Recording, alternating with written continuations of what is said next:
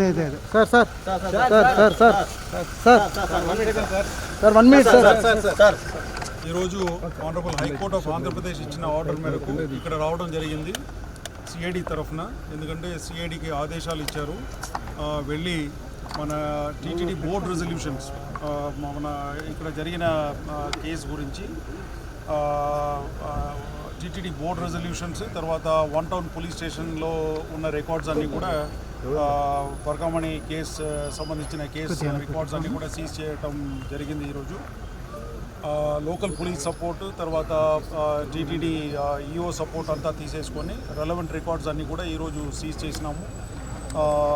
ఇది అంతా కూడా రేపు తీసుకువెళ్ళేసి ఆనరబుల్ హైకోర్టులో అప్పచెప్పాము.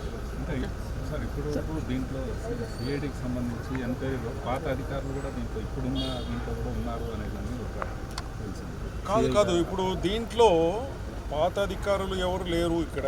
ఇప్పుడు సిఐడి తరఫున డీజీసీఐడి మాత్రమే వచ్చారు. ఇక్కడ సిఐడి తరఫున ఎవరూ రాలేదు. తర్వాత ఈరోజు మనం చేసేది only seizing of the records, 3 important records. ఒకటి టీటీడీ బోర్డ్ రెజల్యూషన్స్, పరకామణికి సంబంధించిన ఆర్డర్స్ ఏదైతే ఇవ్వడం జరిగిందో దానికి సంబంధించిన టీటీడీ బోర్డ్ రెజల్యూషన్స్ ఒకటి, 1 టౌన్ పోలీస్ స్టేషన్లో ఉన్న పరకామణికి సంబంధించిన ఇన్వెస్టిగేషన్స్ ఏదైతే చేశారో దానికి సంబంధించిన రికార్డ్స్, థర్డ్ లోక్ అదాలత్లో ఏ విధంగా వీళ్ళు దాన్ని క్లోజ్ చేశారో దానికి సంబంధించిన రికార్డ్స్. ఈ 3 కూడా జడ్జి దగ్గర, తర్వాత పోలీస్ స్టేషన్లో, తర్వాత ఇక్కడ ఎస్టేట్ ఆఫీసర్ దగ్గర నుంచి పరకామణి కేసుకి సంబంధించిన రికార్డ్స్, కరస్పాండెన్స్ అన్నీ కూడా సీజ్ చేయడం జరిగింది. దీంట్లో ఇప్పుడు దాకా ఇన్వెస్టిగేషన్ అని ఏమీ మొదలుపెట్టలేదు. ఈరోజు only seizing of the records and submitting it to the honourable Andhra Pradesh high court అంతవరకు. సార్ ఈ ఇష్యూ కారణమైన రవికుమార్ గారు